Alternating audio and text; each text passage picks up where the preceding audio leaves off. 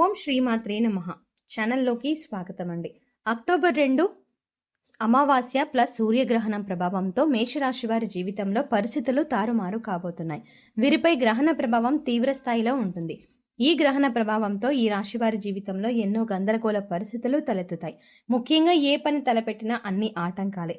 ముఖ్యంగా కొన్ని విషయాల్లో జాగ్రత్త వహించకపోతే ముప్పు తప్పదు. అయితే ఈ రాశి వారి జీవితంలో సూర్యగ్రహణం ప్లస్ అమావాస్య ప్రభావంతో పరిస్థితులు ఏ విధంగా తారుమారు కాబోతున్నాయి, ఈ సమయంలో వీరు ఎటువంటి పరిస్థితులను ఎదుర్కోబోతున్నారు, వీరిపై గ్రహణ ప్రభావం ఏ స్థాయిలో ఉంటుంది, అలాగే ఈ సమయంలో వీరు ఏ విషయాల్లో జాగ్రత్తను పాటించాలి, అదేవిధంగా ఈ రాశి వారు గ్రహణ ప్రభావం నుండి తప్పించుకోవడానికి అలాగే జీవితంలో అదృష్ట యోగాన్ని పొందడం కొరకు చేయవలసిన దేవతారాధనతో పాటుగా పాటించవలసిన పరిహారాల గురించి ఈ వీడియోలో వివరంగా తెలుసుకుందాం. కానీ అంతకంటే ముందుగా మీరు కనుక మన ఛానల్ని సబ్స్క్రైబ్ చేసుకోకపోతే వెంటనే సబ్స్క్రైబ్ చేసుకొని పక్కనే ఉన్న బెల్ ఐకాన్ నొక్కి అందులో ఉన్న ఆల్ అప్డేట్ని సెలెక్ట్ చేసుకోవడం ద్వారా మేము చేసే ప్రతి వీడియో అప్డేట్ మీ మొబైల్కి ముందుగా నోటిఫికేషన్గా వస్తుంది. అంతేకాకుండా కంకణాకార పాక్షిక సూర్యగ్రహణం అక్టోబర్ 2వ తారీఖున 2024వ సంవత్సరంలో ఏర్పడబోతోంది. ఈ సంవత్సరంలో ఇది 2వ చివరి సూర్యగ్రహణం. ఈ పాక్షిక సూర్యగ్రహణం కంకణాకార రూపంలో ఏర్పడబోతోంది. ఈ సూర్యగ్రహణం సర్వపితృ అమావాస్య రోజున సంభవించబోతోంది. ఈ సూర్యగ్రహణం అమావాస్యతో కలిసి వచ్చింది.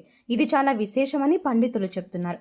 అలాగే ఈ రోజున సూర్యుడు, బుధుడు, రాహువు, కేతువు అశుభ స్థానంలో ఉంటారు. ఇది జీవితంలోని గందరగోళం సృష్టించే అవకాశంగా ఉంది. సూర్యగ్రహణ సమయంలో సూర్యుడు, బుధుడు, కేతువు 3 గ్రహాలు కన్య రాశిలో కలిసి ఉంటాయి. అంతేకాదు రాహువు యొక్క అశుభ దృష్టి ఈ 3 గ్రహాలపై ఉండి శనితో పాటు సూర్యుని సదస్తికి యోగం కూడా ఉంటుంది.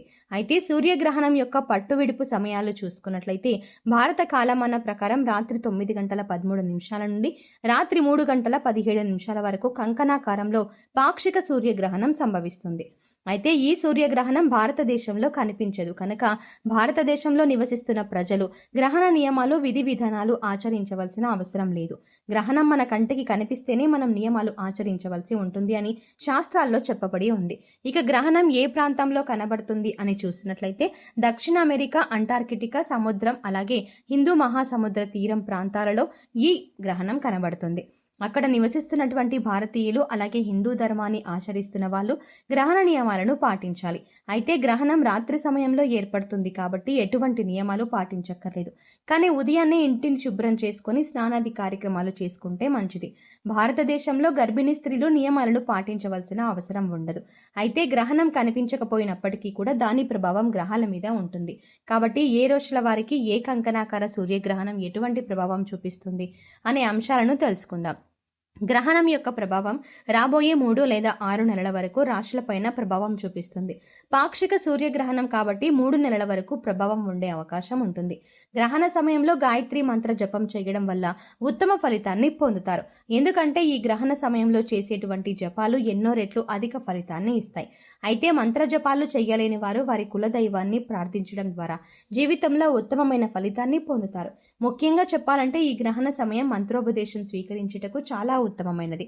చాలా మంది గ్రహణ సమయంలో నూతన మంత్రోపదేశం గురుముఖతః తీసుకుంటారు. ఈ గ్రహణ ప్రభావం అనేది ఈ రాశి వారిపై ఏ స్థాయిలో ఉండబోతోంది, అలాగే ఈ గ్రహణ ప్రభావంతో వీరు జీవితంలో ఎటువంటి పరిస్థితులను ఎదుర్కోబోతున్నారు, అలాగే ఈ సమయంలో వీరు ఏ విషయాల్లో చాలా జాగ్రత్తగా ఉండాలి అనే విషయాల గురించి చూసుకున్నట్లయితే ముఖ్యంగా ఈ సమయంలో ఈ రాశి వారు తలపెట్టే ప్రతి పనిలోనూ ఆటంకాలు ఏర్పడతాయి. అలాగే చేసేటువంటి వృత్తి, ఉద్యోగ, వ్యాపారాలలో ఊహించని మార్పులు చోటు చేసుకుంటాయి. భావోద్వేగాలను పూర్తిగా నియంత్రించుకోలేకపోతారు.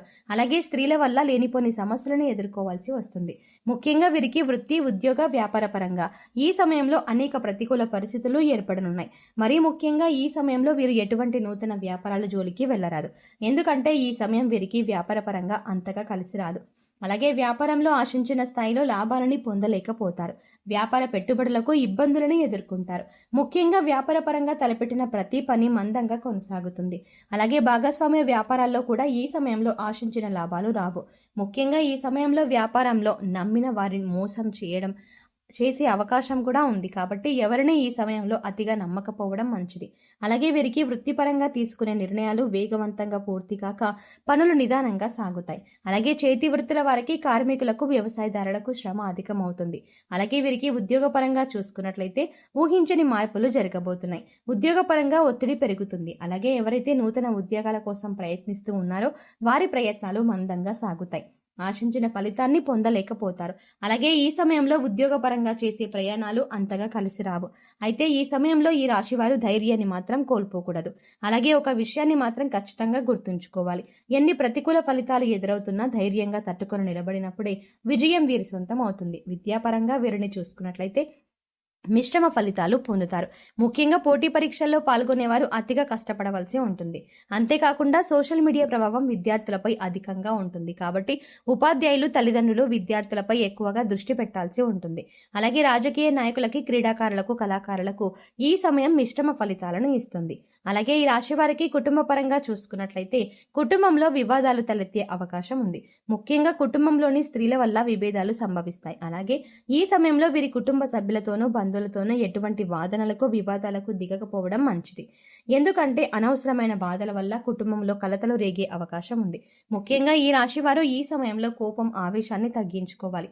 వారి యొక్క భావోద్వేగాలను నియంత్రించుకోగలగాలి. లేదంటే తీవ్రంగా నష్టపోతారు. అలాగే ఈ సమయంలో వీరు చేసే వివాహ ప్రయత్నాలు సఫలం కావు. వివాహ జీవితంలో ఇబ్బందులు ఉన్నప్పటికీ వివాహ జీవితం సాఫీగా కొనసాగుతుంది. అయితే కుటుంబ సభ్యుల యొక్క ఆరోగ్య విషయంలో మాత్రం తగిన జాగ్రత్తలు వహించడం అవసరం. ముఖ్యంగా ఈ రాశి వారు జాగ్రత్తగా ఉండవలసిన విషయం ఏంటంటే వీరి యొక్క ఆరోగ్య విషయంలో చాలా అప్రమత్తంగా ఉండాలి. ఎందుకంటే దీర్ఘకాలిక అనారోగ్య సమస్యలు వీరిని ఇబ్బంది పెట్టే అవకాశం ఉంది. ముఖ్యంగా వీరిని కంటి సమస్యలు తరచుగా ఇబ్బంది పెడతాయి. అలాగే వాతావరణ పరిస్థితుల ప్రభావంతో జ్వరం, తలనొప్పి వంటి సమస్యలు కూడా తరచుగా ఇబ్బంది కలిగిస్తూ ఉంటాయి.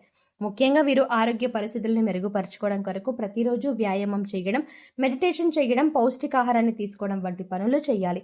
అలాగే ఈ రాశి వారికి ఆర్థికంగా చూసుకున్నట్లయితే ఆదాయం సరిపోయినప్పటికీ ఖర్చులు విపరీతంగా ఉంటాయి. అలాగే తలపెట్టే ప్రతి పని కూడా ఆలస్యం కావడం వల్ల, రావాల్సిన సమయానికి ధనం చేతికి అందకపోవడం వల్ల ఆర్థికపరమైన ఇబ్బందులను ఎదుర్కొనే అవకాశం ఉంది. కాబట్టి సాధ్యమైనంత వరకు అనవసరమైన ఖర్చులకు ఈ సమయంలో దూరంగా ఉండటం మంచిది. మేషరాశి వారు గ్రహణ ప్రభావం నుండి తప్పించుకోవడానికి, అలాగే జీవితంలో అదృష్ట యోగాన్ని పొందడం కొరకు ఏ దేవతారాధన చేయాలి, అలాగే ఎటువంటి పరిహారాలు పాటించాలి అనే విషయాల గురించి చూసుకున్నట్లయితే వీరు ప్రతినిత్యం శివారాధన చేయాలి. అలాగే ప్రతి సోమవారం శివునికి పాలాభిషేకాన్ని చేయడం ద్వారా జీవితంలో ఉపయోగాన్ని పొందుతారు. ముఖ్యంగా వీరిపై ఉండే ప్రతికూల ప్రభావం అనేది తగ్గుతుంది. అలాగే అష్టమి, అమావాస్య తిథుల్లో కాలభైరవ స్వామి దేవాలయం సందర్శించి కాలభైరవ అష్టకాన్ని పఠించడం ద్వారా వీరికి ఉన్నటువంటి దోషాలు అన్నీ కూడా తొలగిపోతాయి. అలాగే ప్రత్యక్ష దైవమైన సూర్య భగవానుని నమస్కరించుకొని ఆదిత్య హృదయాన్ని పఠించడం ద్వారా ఆయుష్ పెరుగుతుంది. వీరు లక్ష్మీ గణపతికి తెల్లని పూలతో పూజ చేయాలి. ముఖ్యంగా వీరికి ఉన్నటువంటి గ్రహ దోషాలని తొలగడం కొరకు కుబేర కంకణాన్ని ధరించాలి. అలాగే రాజరాజేశ్వరి అష్టకం పారాయణం చేయాలి. శనివారం రోజున శనిదేవుని పూజించి బెల్లం, నువ్వులు దానంగా ఇవ్వాలి. వీలైతే సాధువులు, సన్యాసులు, నిరాశ్రయులు, పేద పిల్లలు వంటి వారికి తోచినటువంటి సహాయం చేయడం లేదా అన్నదానం, వస్త్రదానం వంటివి చేయడం ద్వారా సత్వరమైన ఫలితాలని పొందుతారు. ముఖ్యంగా వీరు ఆహారంలో నల్ల శనగలు, నల్ల మిరియాలను ఎక్కువగా వినియోగిస్తే వీరికి జీవితంలో అంతా శుభమే కలుగుతుంది. సో చూశారు కదండి, గ్రహణ ప్రభావంతో ఈ రాశి వారి జీవితంలో పరిస్థితులు ఏ విధంగా తారుమారు కాబోతున్నాయి, అలాగే వీరి జీవితంపై గ్రహణ ప్రభావం ఏ స్థాయిలో ఉండబోతోంది, ఈ సమయంలో వీరు ఏ విషయాల్లో జాగ్రత్త వహించాలి, అదేవిధంగా ఈ రాశి వారు ఈ గ్రహణ ప్రభావం నుండి తప్పించుకోవడానికి, అలాగే వీరి జీవితంలో అదృష్ట యోగాన్ని పొందడం కొరకు చేయవలసిన దేవతారాధనతో పాటుగా పాటించవలసిన పరిహారాల గురించి ఈ వీడియోలో వివరంగా తెలుసుకున్నాం కదా. ఈ వీడియో మీకు నచ్చినట్టయితే లైక్ చేయండి. మీ ఫ్రెండ్స్ అండ్ ఫ్యామిలీ మెంబర్స్లో ఎవరైనా మేషరాశి వారు ఉన్నట్లయితే వారితో ఈ వీడియోని షేర్ చేసుకోవడం మర్చిపోకండి. కానీ అంతకంటే ముందుగా మీరు కనుక ఇప్పటి వరకు మన ఛానల్ని ఇంకా సబ్స్క్రైబ్ చేసుకోకపోతే వెంటనే సబ్స్క్రైబ్ చేసుకొని పక్కనే ఉన్న బెల్ ఐకాన్ క్లిక్ చేసి అందులో ఆల్ సెలెక్ట్ చేసుకుంటే మేము ఇలాంటి వీడియోస్ అప్లోడ్ చేయగానే ముందుగా మీకు నోటిఫికేషన్ అందుతుంది. మరో చక్కటి వీడియోతో మళ్ళీ కలుద్దామండి.